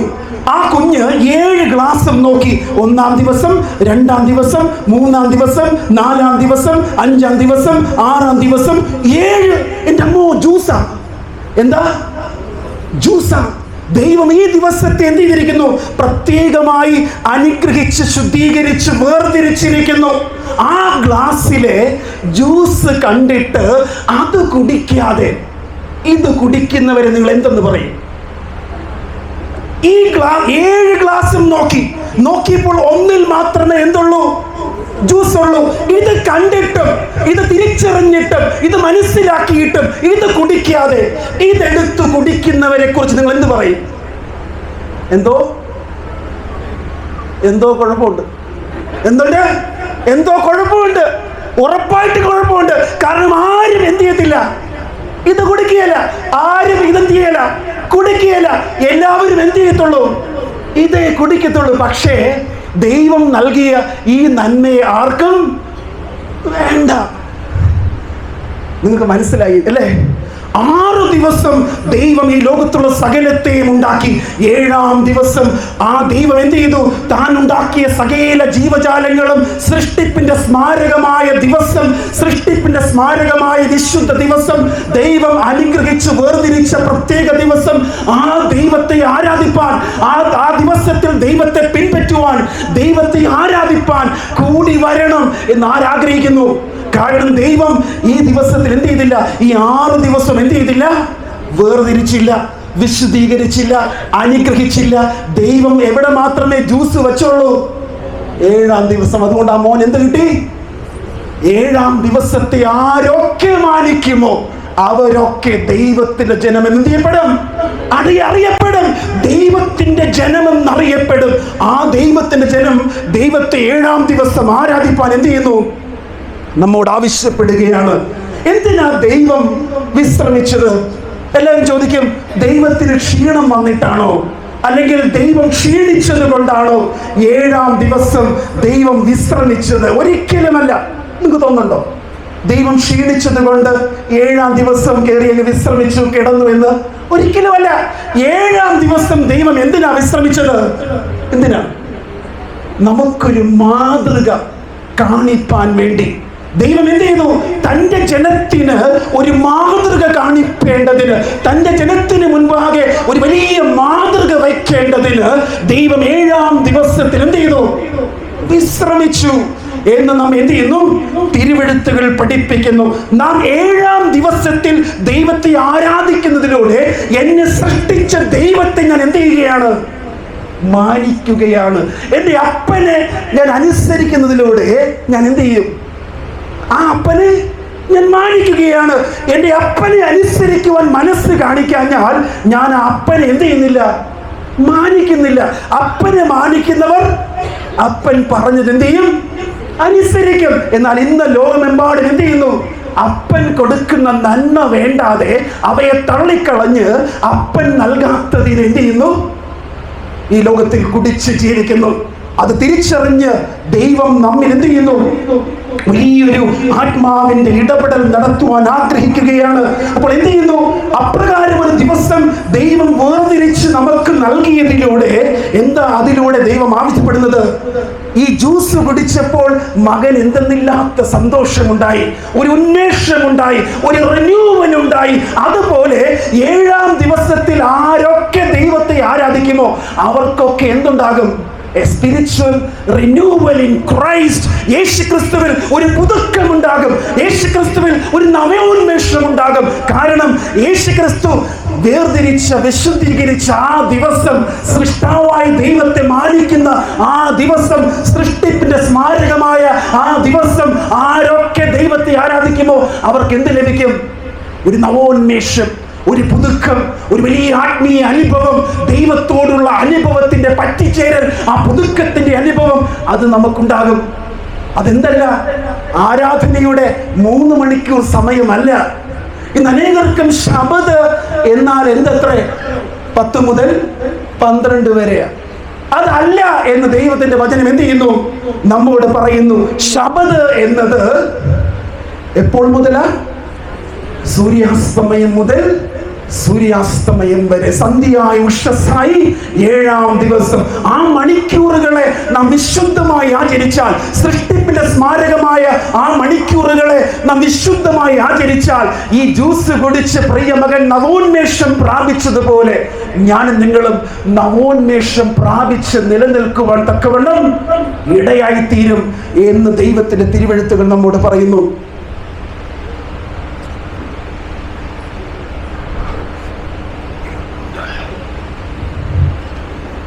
നാം എന്താണ് ഇത്രയും സമയം പഠിച്ചത്? നാം ദൈവത്തെ ആരാധിക്കുന്നത് ദൈവം നമ്മുടെ സൃഷ്ടാവായത് കൊണ്ടാണ്. മറ്റൊരു കാരണവും എന്ത് ചെയ്യുന്നില്ല. ദൈവത്തെ ആരാധിക്കുവാനായി മറ്റൊരു കാരണവും വേദപുസ്തകം ചൂണ്ടിക്കാണിക്കുന്നില്ല. ദൈവത്തിന്റെ ജനം ആരാധിക്കേണ്ടത്, അല്ലെങ്കിൽ സൃഷ്ടാവായ ദൈവത്തെ സ്വർഗത്തിലെ സകല ജീവികളും ആരാധിക്കുന്നത് ആ ദൈവം സൃഷ്ടാവായത് കൊണ്ടാണ്. മറ്റൊരു കാരണവും ആരാധനയ്ക്ക് പിന്നിലില്ല. എന്നാൽ ഇന്ന് ആ വേദപുസ്തക ചരിത്രത്തെ, ആ വേദപുസ്തക വ്യവസ്ഥകളെ താളം തെറ്റിച്ച് ഞാൻ ദൈവത്തെ ആരാധിക്കുന്നത് ദൈവം 1-ാം ദിവസം ഉയർത്തത് കൊണ്ടാണ് എന്ന് ആര് പറയുന്നു? ഈ 32% ക്രിസ്ത്യാനികളും അവകാശപ്പെടുന്നു. എന്നാൽ വേദപുസ്തകം എന്ത് ചെയ്യുന്നില്ല? യേശുക്രിസ്തു ഉയർത്തെഴുന്നേറ്റത് ആഴ്ചയുടെ 1-ാം ദിവസത്തിലായതുകൊണ്ട് ഞങ്ങൾ 1-ാം ദിവസം ദൈവത്തെ ആരാധിക്കും എന്ന് പറയുന്ന ഒരു വ്യവസ്ഥ എവിടെയില്ല, വേദപുസ്തകത്തിലില്ല. ആരാധനയുടെ കാരണം നാം എന്തുകൊണ്ട് ദൈവത്തെ ആരാധിക്കണമെന്ന് ചോദിച്ചാൽ വേദപുസ്തകത്തിൽ നൽകുവാൻ ഒരേ ഒരു മറുപടി, അത് ദൈവം സൃഷ്ടാവായത് കൊണ്ടാണ്. സൃഷ്ടിപ്പിന്റെ സ്മാരകമായ ശബത്തിൽ ദൈവത്തിന്റെ ജനം ദൈവത്തെ ആരാധിക്കണം. കാരണം മനുഷ്യൻ ശബത്ത് നിമിത്തം അത്ര എന്ത് ചെയ്തത് ഉണ്ടായത്. സാബത്ത് വാസ് മെയ്ഡ് ഫോർ മാൻ. ദൈവത്തെ ആരാധിപ്പാൻ പരിശുദ്ധനായ ദൈവം ശബത്തിനെ മനുഷ്യന് വേണ്ടി സൃഷ്ടിപ്പിന്റെ വാരത്തിൽ ഉണ്ടാക്കി വേർതിരിച്ച് വിശുദ്ധീകരിച്ച് നൽകുവാൻ തക്കവണ്ണം ഇടയായി എന്ന് നമ്മെ തിരുവെഴുത്തുകൾ പഠിപ്പിക്കുന്നു. എന്നാൽ ഇന്ന് മനുഷ്യർ സാത്താന്റെ ചങ്ങലയിൽപ്പെട്ട് സാത്താന്റെ വഞ്ചനയിൽ കുടുങ്ങി ആ വലിയ തത്വത്തെ പാടെ മറന്ന് ഇന്ന് ജനത്തിന്റെ ആരാധനയുടെ കാരണമായി അവർ അവകാശപ്പെടുന്നത്, ഞങ്ങൾ ദൈവത്തെ ആരാധിക്കുന്നത് യേശുക്രിസ്തു 1-ാം ദിവസം ഉയർത്തത് കൊണ്ടാണ് എന്നത്രേ. എന്നാൽ വേദപുസ്തകത്തിൽ എന്തില്ല? അതിൽ യാതൊരു വ്യവസ്ഥയുമില്ല. വേദപുസ്തകത്തിൽ ആ ഒരു കാര്യത്തിന് യാതൊരു അടിസ്ഥാനവുമില്ല എന്ന് നമ്മെ തിരുവെഴുത്തുകൾ എന്ത് ചെയ്യുന്നു? വ്യക്തമായി ഓർമ്മിപ്പിക്കുന്നു. ലോകത്തുള്ള സകല ജനത്തോടും ശബത്ത് നാളിനെ ശുദ്ധീകരിപ്പാൻ എന്ത് ചെയ്യുക? ഓർക്ക എന്ന് ദൈവം, മറക്ക എന്ന് മനുഷ്യർ. ദൈവം ഓർക്കുവാൻ ആവശ്യപ്പെട്ട ഒരു കൽപ്പന. ആ കൽപ്പന ഈ ലോകത്തുള്ള സകല മനുഷ്യരും മറന്നു കളയും. പിശാച് അവരെ മറക്കുമാറാക്കും എന്ന് സർവജ്ഞാനിയായ ദൈവം മനസ്സിലാക്കിയിട്ട് തന്റെ 4-ാമത്തെ പ്രമാണത്തിൽ എഴുതി വെച്ചു, റിമെമ്പർ. 7-ാം ദിവസത്തെ നീ എന്ത് ചെയ്യണം? ആരാധിപ്പാൻ. ഞാൻ ആരാധനയ്ക്കായി വേർതിരിച്ച സൃഷ്ടാവായ ദൈവത്തെ ആരാധിപ്പാനായി ദൈവം വേർതിരിച്ച് വിശുദ്ധീകരിച്ച ആ 7-ാം ദിവസത്തെ നീ ആരാധിപ്പാൻ എന്ത് ചെയ്യരുത്? ഓർക്കണം, മറന്നു പോകരുത്. നീ എന്ത് ചെയ്യണം? ഓർക്കണം, മറന്നു പോകരുത്. ഓർക്കാൻ പറഞ്ഞിട്ടും ആര് മറന്നു? ഓർക്കാൻ ദൈവം പറഞ്ഞിട്ടും ദൈവത്തിന്റെ ജനം എന്ത് ചെയ്തിരിക്കുന്നു? ഇന്ന് ലോകത്തിൽ ആ വലിയ കൽപ്പനയെ പാടെ മറന്നു കളഞ്ഞിരിക്കുന്നു. വെളിപ്പാട് പുസ്തകം 14-ാം അധ്യായം 6-7 വാക്യങ്ങൾ അറിയാത്തവരാരും ഇവിടെയില്ല. എന്താണ് ആ വാക്യം പറയുന്നത്? ഒന്ന് വായിക്കാം മൈക്കിലൂടെ. വേറൊരു ദൂതൻ ആകാശമധ്യേ പറക്കുന്നത് ഞാൻ കണ്ടു. ഭൂവാസികളായ സകല ജാതിയും ഗോത്രവും ഭാഷയും വംശവും ആയവരോട് അറിയിപ്പാൻ അവന്റെ പക്കൽ ഒരു നിത്യ സുവിശേഷം ഉണ്ടായിരുന്നു. ദൈവത്തെ ഭയപ്പെട്ട് അവിടുത്തേക്ക് മഹത്വം കൊടുപ്പീൻ. അവിടുത്തെ ന്യായവിധിയുടെ നാഴിക വന്നിരിക്കുന്നു. ആകാശവും ഭൂമിയും സമുദ്രവും നീരുറവകളും ഉണ്ടാക്കിയവരെ നമസ്കരിപ്പീൻ എന്നവൻ അത്യുച്ചത്തിൽ പറഞ്ഞുകൊണ്ടിരുന്നു. അപ്പോൾ എന്ത് ചെയ്യുന്നു? വെളിപ്പാട് പുസ്തകത്തിൽ ഇപ്രകാരം ഒരു വാഗ്ദാനം ദൈവം നൽകുവാൻ എന്താണ് കാരണം? എന്താ കാരണമെന്നറിയാമോ? എന്താ ദൈവം പറഞ്ഞത്? സകല സൃഷ്ടിജാലങ്ങളോട്, സകല ജാതിയും ഗോത്രവും വംശവും ഭാഷക്കാരുമായവരോട് ദൈവത്തിന് ചിലത് പറയുവാനുണ്ട്. ലോകത്തുള്ള സകല ജനവും കേൾക്കെ ദൈവത്തിന് പറയുവാൻ ചിലതുണ്ട്. എന്താണ് ദൈവം പറഞ്ഞത്? ദൈവത്തെ ഭയപ്പെട്ട് അവന് മഹത്വം കൊടുപ്പീൻ. അവന്റെ ന്യായവിധിയുടെ നാഴിക എന്ത് ചെയ്തിരിക്കുന്നു? വന്നിരിക്കുന്നു. ആരെയാണ് ആരാധിക്കേണ്ടത്? ആകാശവും ഭൂമിയും സമുദ്രവും നീരുറവുകളും ഉണ്ടാക്കിയ ദൈവത്തെ നിങ്ങൾ എന്ത് ചെയ്യുവീൻ? നമസ്കരിപ്പീൻ. എന്തുകൊണ്ടാണ്? വെളിപ്പാട് പുസ്തകത്തിൽ, വേദപുസ്തകത്തിലെ ഏറ്റവും അവസാനത്തെ പുസ്തകത്തിൽ ഇപ്രകാരം ഈ ലോകത്തിൽ ജീവിച്ചിരിക്കുന്ന അവസാനത്തെ തലമുറയോട് എന്തിനാ ദൈവം അങ്ങനെ ഒരു ആഹ്വാനം? നിങ്ങൾ എന്ത് ചെയ്യണം? ആകാശവും ഭൂമിയും സമുദ്രവും നീരുറവുകളും ഉണ്ടാക്കിയ ദൈവത്തെ ആരാധിപ്പീൻ എന്ന ആഹ്വാനം ഈ അന്ത്യകാലത്ത് വേദപുസ്തകത്തിലെ അവസാനത്തെ പുസ്തകത്തിൽ എഴുതുവാൻ എന്താ കാരണം? മനുഷ്യർ ആകാശവും ഭൂമിയും സമുദ്രവും നീരുറവുകളും ഉണ്ടാക്കിയ ദൈവത്തെ ആരാധിപ്പാൻ മറന്നുപോയത് കൊണ്ട് ദൈവം അതുകൊണ്ട് എന്ത് ചെയ്യുന്നു? ആ ജനത്തെ ഓർമ്മിപ്പിക്കുകയാണ്. ആരെ? വെറും ഒരു സമുദായത്തെയല്ല, ഈ ലോകത്തുള്ള സകല ജാതിയും സകല ഗോത്രവും സകല ജാതിയും ഭാഷക്കാരുമായവരോട് ദൈവം വിളിച്ചു പറയുകയാണ്, അല്ലയോ ജനമേ, നിങ്ങൾ മറന്നുപോയിരിക്കുന്നു. സൃഷ്ടാവായ ദൈവത്തെ ആരാധിപ്പാൻ നിങ്ങൾ മറന്നുപോയിരിക്കുന്നു. ഫറവോൻ തന്റെ ജനത്തെ പിടിച്ചു വച്ചത് ഏതുപോലെ ദൈവത്തിന്റെ ജനത്തെ ഇന്ന് സാത്താൻ അടിമത്വത്തിൽ വെച്ചിരിക്കുന്നു. അവർ എന്ത് ചെയ്യുന്നില്ല? ദൈവത്തെ ആരാധിപ്പാൻ വിട്ടയക്കുവാൻ അവൻ മനസ്സ് വെക്കുന്നില്ല. വേദപുസ്തകം കയ്യിലുണ്ട് എന്ന് അവകാശപ്പെടെ, വേദപുസ്തകം ഞങ്ങൾ വായിക്കുന്നു എന്ന് എപ്പോഴും അഭിമാനം കൊള്ളുക. നാം ദൈവത്തിന്റെ ശബദങ്ങളെ മാനിക്കുന്നവരാണോ പ്രിയപ്പെട്ടവരെ? ആണോ? നാം നമ്മെ തന്നെ ഈ രാത്രിയിൽ ശോധന ചെയ്യുക. ദൈവത്തിന്റെ കൽപ്പനകളെ, ദൈവത്തിന്റെ പ്രമാണങ്ങളെ മനസ്സോടെ അനുസരിച്ചാൽ ഒരു വ്യാധിയും നമ്മുടെ കൂടാരത്തിന്മേൽ എന്ത് ചെയ്യുകയില്ല? അടുക്കുകയില്ല. ഒരനർത്ഥവും നിനക്ക് ഭവിക്കുകയില്ല. ഒരു ബാധയും നിന്റെ കൂടാരത്തിൽ. അതാരുടെ വാഗ്ദത്തമാണ്? ദൈവത്തിന്റെ വാഗ്ദത്തമാണ്. ദൈവ കൽപ്പനകളെ അനുസരിച്ച്, ദൈവ പ്രമാണങ്ങളെ മനസ്സോടെ അനുസരിക്കുവാൻ നാം ഇടയായാൽ ഒരു ബാധയും നമ്മുടെ കൂടാരത്തിൽ അടുക്കുകയില്ല. ഒരു വ്യാധിയും അവർക്ക് വന്നതൊന്നും ആർക്ക് വരികയില്ല? നമുക്ക് വരികയില്ല. ഇന്ന് രാത്രി നാം എന്ത് ചെയ്യുക? നമ്മെ തന്നെ ശോധന ചെയ്യുക. ദൈവ പ്രമാണങ്ങളെ അനുസരിപ്പാൻ, ദൈവത്തെ ആരാധിപ്പാൻ, ദൈവത്താൽ വിളിച്ചു വേർതിരിക്കപ്പെട്ട ദൈവത്തിന്റെ ജനമായ നാം ഓരോ ശബദിലും ആരെയാണ് ആരാധിക്കുന്നത്? ഓരോ ശബദിലും ആരെയാണ് ആരാധിക്കുന്നത്? സൃഷ്ടാവായ ദൈവത്തെ ആരാധിക്കുന്നവരായി ഈ ലോകത്തിൽ നാം നിലനിൽക്കുന്നുവോ? അതോ ആരാധനയുടെ സമയം 10 മുതൽ 12 വരെ മാത്രം ആലയത്തിൽ കൂടി വന്നിട്ട് ശേഷമുള്ള സമയം നാം നമ്മുടെ സ്വന്തം കാര്യാദികളെ നോക്കി വെറുതെ കാര്യത്തിൽ നേരം പോക്കി എന്തൊക്കെ ചെയ്യുന്നുവെന്ന് സ്വയം പരിശോധിച്ചാൽ നമുക്ക് എന്ത് ചെയ്യാൻ സാധിക്കും? മനസ്സിലാക്കുവാനായിട്ട് സാധിക്കും. ഞാൻ എൻ്റെ മാനസാന്തര സമയത്തെ ഒരു അനുഭവത്തിലേക്ക് വേഗത്തിൽ ഓർമ്മ വരികയാണ്. 2004 ഞാൻ സ്നാനപ്പെട്ട് സഭയോട് ചേർന്ന സമയം, ഞാൻ പൂനെയിൽ പഠിക്കുവാൻ പോകുന്നതിനും ചില ആഴ്ചകൾക്ക് മുൻപ് ഓരോ ശബദിലും ആലയത്തിൽ ചെല്ലുമ്പോൾ ആലയത്തിന്റെ പിറകു ഭാഗത്തിൽ പലപ്പോഴും ഞാൻ സഞ്ചികളും കുട്ടകളും വട്ടികളും ഒക്കെ കാണാറുണ്ട്. ഞാൻ വിചാരിച്ചു ചിലപ്പോൾ ലേലത്തിന് കൊണ്ടുവന്നതായിരിക്കും. എന്തിനാ? പള്ളിയിൽ വിശ്വാസികൾ വരുമ്പോൾ പണ്ട് കാലത്തൊക്കെ എന്ത് ചെയ്യും? ആദ്യ ഫലവുമായിട്ട് അവർ പള്ളിയിൽ വരുമായിരുന്നു. ചിലപ്പോൾ ലേലത്തിന് വന്നതായിരിക്കും എന്ന് വിചാരിച്ചു. എന്നാൽ പള്ളി കഴിഞ്ഞ് വീട്ടിലേക്ക് പോകുന്ന വഴി ഞങ്ങളുടെ നാട്ടിൽ ചന്തയുടെ സമയം ഉച്ചയ്ക്ക് 12 മണിയാണ്. എത്ര മണിയാ? 12 മണിയാ. പള്ളി 12 മണിക്ക് തീരാഞ്ഞാൽ വട്ടിയെടുത്ത് അപ്പ ഇറങ്ങും. എന്തിനാ? 12 മണിക്ക് പുറത്തു പോയ ചന്തയാ. ദൈവത്തെ എന്ത് ചെയ്യണം? നാം ആരാധിക്കേണ്ടതുപോലെ ആരാധിക്കണം. വെറുതെ നേരം പോക്കിന് വേണ്ടി, മറ്റുള്ളവരെ ബോധ്യപ്പെടുത്തുവാൻ വേണ്ടി, ആരെങ്കിലും കാണിപ്പാൻ വേണ്ടിയുള്ള ആരാധനയല്ല. മറിച്ച് ദൈവത്തെ എന്ത് ചെയ്യണം? സത്യത്തിലും ആത്മാവിലും ആരാധിപ്പാൻ നമ്മെ വിളിച്ചു വേർതിരിച്ചിരിക്കുന്നു. നാം ദൈവത്തിന്റെ ജനമാണ് എന്ന് ലോകത്തിന് ബോധ്യപ്പെടേണ്ടതിന്, നാം ദൈവത്തെ ആരാധിക്കുന്നവരായി നിലനിൽക്കുവാൻ ദൈവം നമ്മെ വിളിച്ചു വേർതിരിച്ചിരിക്കുന്നു. അപ്രകാരം ആ വേർതിരിവ് നാം ബോധ്യപ്പെട്ടാൽ ഉറപ്പായും ദൈവത്തിന്റെ ജനമെന്ന് ഈ ലോകത്തുള്ള സകല ജനത്തിനും നമ്മെക്കുറിച്ച് മനസ്സിലാക്കുവാൻ തക്കവണ്ണം തീർച്ചയായും സാധിക്കും. അപ്പോസ്തല പ്രവൃത്തികളുടെ പുസ്തകം 14-ാം അധ്യായം വേഗത്തിൽ വായിക്കാം.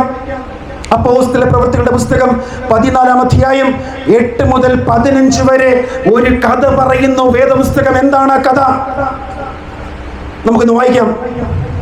ലുസ്ത്രയിൽ അമ്മയുടെ ഗർഭം മുതൽ മുടന്തനായി ഒരിക്കലും നടന്നിട്ടില്ലാതെയും കാലിന് ശക്തിയില്ലാതെയുമുള്ള ഒരു പുരുഷൻ ഉണ്ടായിരുന്നു. അവൻ പൗലോസ് സംസാരിക്കുന്നത് കേട്ടു. അവനെ ഉറ്റുനോക്കി സൗഖ്യം പ്രാപിപ്പാൻ അവന് വിശ്വാസമുണ്ട് എന്ന് കണ്ടിട്ട്, നീ എഴുന്നേറ്റ് കാലൂന്നി നിവർന്നു നിൽക്ക എന്ന് ഉറക്കെ പറഞ്ഞു. അവൻ കുതിച്ചെഴുന്നേറ്റ് നടന്നു. പൗലോസ് ചെയ്തത് പുരുഷാരെ കണ്ടിട്ട് ദേവന്മാർ മനുഷ്യരൂപത്തിൽ നമ്മുടെ അടുക്കൽ ഇറങ്ങി വന്നിരിക്കുന്നു എന്ന് ലുക്കമഞ്ഞ ഭാഷയിൽ നിലവിളിച്ച് പറഞ്ഞു. ബർന്നബാസിന് ഇന്ദ്രനെന്നും പൗലോസിന് മുഖ്യ പ്രസംഗിയാകിയാൽ അവന് ബുദ്ധനെന്നും പേർ വിളിച്ചു. പട്ടണത്തിന്റെ മുമ്പിലുള്ള ഇന്ദ്രക്ഷേത്രത്തിലെ പുരോഹിതൻ കാളകളെയും ഭൂമാലകളെയും ഗോപുരത്തിങ്കൽ കൊണ്ടുവന്ന് പുരുഷാരത്തോടുകൂടെ യാഗം കഴിപ്പാൻ ഭാവിച്ചു. ഇത് അപ്പോസ്തലന്മാരായ ബർന്നബാസും പൗലോസും കേട്ടിട്ട് വസ്ത്രം കീറിക്കൊണ്ട് പുരുഷാരത്തിന്റെ ഇടയിലേക്ക് ഓടിച്ചെന്ന് നിലവിളിച്ച് പറഞ്ഞത് പുരുഷന്മാരെ, നിങ്ങൾ ഓർത്തോണേ, ഇത്രയും വലിയ അത്ഭുതം എവിടെ നടക്കുന്നു? ആ ദേശത്തിൽ നടക്കുന്നു.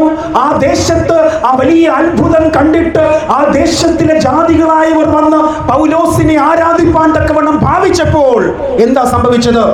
പൗലോസ് തന്റെ വസ്ത്രം കീറി, ബർന്നബാസും പൗലോസും അവരെ ആരാധിപ്പാൻ വന്നു എന്ന് കണ്ടിട്ട് പൗലോസും ബർന്നബാസും തങ്ങളുടെ വസ്ത്രം കീറി പൗലോസ് ഇപ്രകാരം വിളിച്ചു പറഞ്ഞു. എന്താ പറഞ്ഞത്? പുരുഷന്മാരെ, നിങ്ങൾ ഈ ചെയ്യുന്നത് എന്ത്? ഞങ്ങൾ നിങ്ങളോട് സമസ്വഭാവമുള്ള മനുഷ്യർ തന്നെ. ഞങ്ങളും നിങ്ങളെപ്പോലെ സാധാ ആരത്രേ? മനുഷ്യന്മാരത്രേ. We are humans just like how you are a human. നിങ്ങൾ എപ്രകാരം ഒരു മനുഷ്യനായിരിക്കുന്നു അപ്രകാരം ഞങ്ങളും ആരത്രേ? മനുഷ്യരത്രേ. അയ്യോ പുരുഷന്മാരെ, നിങ്ങൾ ഈ ചെയ്യുന്നത് എന്ത്? നിങ്ങൾ ഈ വ്യർത്ഥ കാര്യങ്ങളെ വിട്ട് ആകാശവും ഭൂമിയും സമുദ്രവും അവയിലുള്ള സകലത്തെയും ഉണ്ടാക്കിയ ജീവനുള്ള ദൈവത്തിങ്കിലേക്ക് തിരിയണം എന്നുള്ള സുവിശേഷം. എന്താ സുവിശേഷം? നമ്മൾ ആരെ ആരാധിക്കണം? എന്തുകൊണ്ട് ആരാധിക്കണം? ദൈവത്തെ. ആരെ? ദൈവത്തെ. ഏത് ദൈവത്തെ? എന്തിനെങ്കിലും ആരാധിച്ച പോരാ, ആരെയെങ്കിലും ആരാധിച്ച പോരാ, എന്തെങ്കിലും ആരാധിച്ച പോരാ. വചനം പറയുന്നു, പൗലോസ് പറയുന്നു. എന്താ പറഞ്ഞത്? അല്ലയോ പുരുഷന്മാരെ, നിങ്ങൾ ഈ വ്യർത്ഥ കാര്യങ്ങളെ വിട്ടിട്ട്, നിങ്ങൾ ഈ വ്യർത്ഥ കാര്യങ്ങളെ വിട്ടുകളഞ്ഞിട്ട് ആകാശവും ഭൂമിയും സമുദ്രവും അവയിലുള്ള സകലവും ഉണ്ടാക്കിയ ജീവനുള്ള ദൈവത്തിങ്കിലേക്ക് എന്ത് ചെയ്യുക? തിരിയുക. ഇതാകുന്നു ഞങ്ങൾക്ക് അറിയിപ്പാനുള്ള സുവിശേഷം. ഇന്ന് ലോകത്തിൽ ദൈവത്തെ എന്ത് ചെയ്യണം? ആരാധിക്കണം എല്ലാവരും. എന്തുകൊണ്ട് ആരാധിക്കണം? ആ ദൈവം സൃഷ്ടാവായതുകൊണ്ട്. ദൈവം സൃഷ്ടാവായതുകൊണ്ട് സൃഷ്ടാവായ ദൈവത്തെ ദൈവം ആരാധിപ്പാൻ വേർതിരിച്ച ദിവസത്തിൽ എന്ത് ചെയ്യണം? ആരാധിക്കണം. കാരണം വിശുദ്ധനായ ദൈവത്തെ, ദൈവത്തിന്റെ വിശുദ്ധന്മാരായ മക്കൾ ആരാധിപ്പാനായി പോകേണ്ടിയത് ദൈവം വിശുദ്ധീകരിച്ച, ദൈവം വേർതിരിച്ച, ദൈവം അനുഗ്രഹിച്ച 7-ാം ദിവസത്തിലാകണം. ഈ വെള്ളം കുടിച്ചാലും ദാഹം മാറും. ഈ വെള്ളം കുടിച്ചാലും എന്ത് മാറും? ദാഹം മാറും. എന്നാൽ ഇത് കുടിച്ചവൻ എന്ത് ചെയ്യേണ്ടി വരില്ല? പിന്നെ വീണ്ടും കുടിക്കേണ്ടി വരില്ല. അത്രമാത്രം നവോന്മേഷം പകരുന്ന, നമ്മുടെ ജീവിതത്തിന് വലിയ നന്മകളെ പകരുന്ന സ്വർഗീയ അനുഗ്രഹത്തെ ദൈവം 7-ാം ദിവസം തന്റെ ജനത്തിന് വേണ്ടി വച്ചിരിക്കുന്നു. സൃഷ്ടാവായ ദൈവത്തെ, സൃഷ്ടികർത്താവായ ദൈവത്തെ തന്റെ ജനമൊക്കെയും ആരാധിക്കേണ്ടിയതിന് ദൈവം 7-ാം ദിവസത്തെ അനുഗ്രഹിച്ച് വിശുദ്ധീകരിച്ചു വേർതിരിച്ചു. എന്തുകൊണ്ട്? ദൈവം സൃഷ്ടാവായതുകൊണ്ട്. എന്തുകൊണ്ട്? ദൈവം സൃഷ്ടാവായതുകൊണ്ട്. പൗലോസ് പറഞ്ഞു. എന്താ പറഞ്ഞത്? അല്ലയോ നിങ്ങൾ ആകാശവും ഭൂമിയും സമുദ്രവും അവയിലുള്ള സകലവും ഉണ്ടാക്കിയ ജീവനുള്ള ദൈവത്തിലേക്ക് എന്തിയട്ടെ? ഈ ദേശം തിരിയട്ടെ. നമുക്ക് ഒരുമിച്ച് എന്ത് ചെയ്യാം? തിരിയാം. ഇന്ന് ദൈവത്തിന്റെ 7-ാം ദിവസത്തെ ദൈവത്തിന്റെ ശബദങ്ങളെ മലിനപ്പെടുത്തി ആ ദിവസത്തെ പൂർണ്ണമായും തകർത്തെറിഞ്ഞുകൊണ്ട് അവയ്ക്ക് പകരം യാതൊരു സാധ്യതകളുമില്ലാത്ത, യാതൊരു നന്മയുമില്ലാത്ത, യാതൊരു ഗുണവുമില്ലാത്ത, യാതൊരു ശ്രേഷ്ഠതയുമില്ലാത്ത 1-ാം ദിവസത്തെ സ്ഥാപിച്ചതിലൂടെ ഈ ലോകത്തെ മുഴുവനും വഞ്ചിപ്പാൻ പിശാച് പെരുമാറിയിരിക്കുന്നു, പ്രവർത്തിച്ചിരിക്കുന്നു. ആകയാൽ എന്താ പറഞ്ഞത്? ദൈവം സൃഷ്ടാവായതുകൊണ്ട് എന്ത് ചെയ്യണം? നാം ആ ദൈവത്തെ ആരാധിക്കണം. ദൈവം സൃഷ്ടാവായതുകൊണ്ട് ആ ദൈവത്തെ ആരാധിപ്പാൻ ദൈവം വേർതിരിച്ച ഒരു ദിവസമുണ്ട് പ്രിയപ്പെട്ടവരെ. ആ ദിവസത്തെ മറന്നു കളയാതെ നമ്മൾ എന്ത് ചെയ്യണം? ആരാധിക്കണം. അങ്ങനൊരു തീരുമാനം ഈ രാത്രിയിൽ കൈക്കൊള്ളുവാൻ നമുക്ക് സാധിച്ചാൽ, ആരാധനയ്ക്ക് തിരുവചനം നൽകുന്ന ഒരേ ഒരു കാരണം അത് ദൈവം സൃഷ്ടാവാണ് എന്നത് മാത്രമാണ്. ഇന്ന് രാത്രിയിൽ നിങ്ങൾക്ക് ഈ സത്യം ബോധ്യപ്പെട്ടുവെങ്കിൽ, പിതാവേ, ഞാൻ ദൈവത്തെ ആരാധിക്കുന്നത് എന്റെ ഇഷ്ടപ്രകാരമുള്ള എന്തെങ്കിലുമല്ല, മറിച്ച് ദൈവത്തിന് ഇഷ്ടമുള്ള, ദൈവം അനുഗ്രഹിച്ച് വിശദീകരിച്ച് വേർതിരിച്ച 7-ാം ദിവസത്തിൽ ദൈവം എന്റെ സൃഷ്ടാവായതുകൊണ്ട്, സൃഷ്ടിപ്പിന്റെ സ്മാരകമായ 7-ാം ദിവസത്തിൽ എന്റെ ദൈവമായ സൃഷ്ടാവിനെ ഓർത്തുകൊണ്ട് ഞാൻ എന്ത് ചെയ്യും? 7-ാം ദിവസം ദൈവത്തെ ആരാധിക്കും. കാരണം ദൈവത്തെ 7-ാം ദിവസം ആരാധിക്കുന്നവർ ദൈവം സൃഷ്ടാവാണെന്ന് എന്ത് ചെയ്യുന്നു? ഏറ്റുപറയുന്നു. 7-ാം ദിവസം ദൈവത്തെ ആരാധിക്കുന്നവർ, ദൈവമേ, അവിടുന്ന് സകലവും സൃഷ്ടിച്ചവനും, ആര് പറഞ്ഞതുപോലെ സ്വർഗീയ ദൂതന്മാർ, സ്വർഗത്തിലെ കെരൂബുകൾ, 24 മൂപ്പന്മാർ, ദൈവമേ, നീ സകലവും സൃഷ്ടിച്ചവനും എന്ന് പറഞ്ഞതുപോലെ നമുക്ക് പറയുവാൻ കഴിയണമെങ്കിൽ ദൈവം വേർതിരിച്ച് വിശുദ്ധീകരിച്ച 7-ാം ദിവസം ആ സൃഷ്ടാവായ ദൈവത്തെ ആരാധിപ്പാൻ നാം എന്ത് ചെയ്യണം? നമ്മുടെ ജീവിതങ്ങളെ ദൈവത്തിന് മുൻപാകെ സമർപ്പിക്കണം. ആരാധനയ്ക്ക് യോഗ്യനെ. നമുക്ക് ആ പാട്ടിന്റെ ഒരു ചരണം ആദ്യം പാടി, അതേ ചരണം നമുക്ക് ഒരുമിച്ച് പാടി ആ സ്വർഗത്തിലെ വലിയവനായ ദൈവത്തിന്റെ മഹത്വത്തെ കണ്ട്, ദൈവമേ, ജീവിതത്തിൽ വലിയ മാറ്റങ്ങളെ വരുത്തി, തിരുത്തലുകളെ വരുത്തി, ഈ ദിവസങ്ങളൊക്കെ ദൈവം വേല ചെയ്യുവാൻ എന്നെ ഏൽപ്പിച്ചിരിക്കുന്നു. എന്നാൽ 7-ാം ദിവസം ദൈവം സൃഷ്ടാവായതുകൊണ്ട് ആ ദിവസം ഞാൻ ദൈവത്തെ ആരാധിക്കും. ആരാധനയ്ക്ക് യോഗ്യനെ. പ്രിയപ്പെട്ടവരെ, പാടാം. എഴുന്നേറ്റ് നിന്ന് നമുക്ക് എല്ലാവർക്കും സമർപ്പണത്തോടെ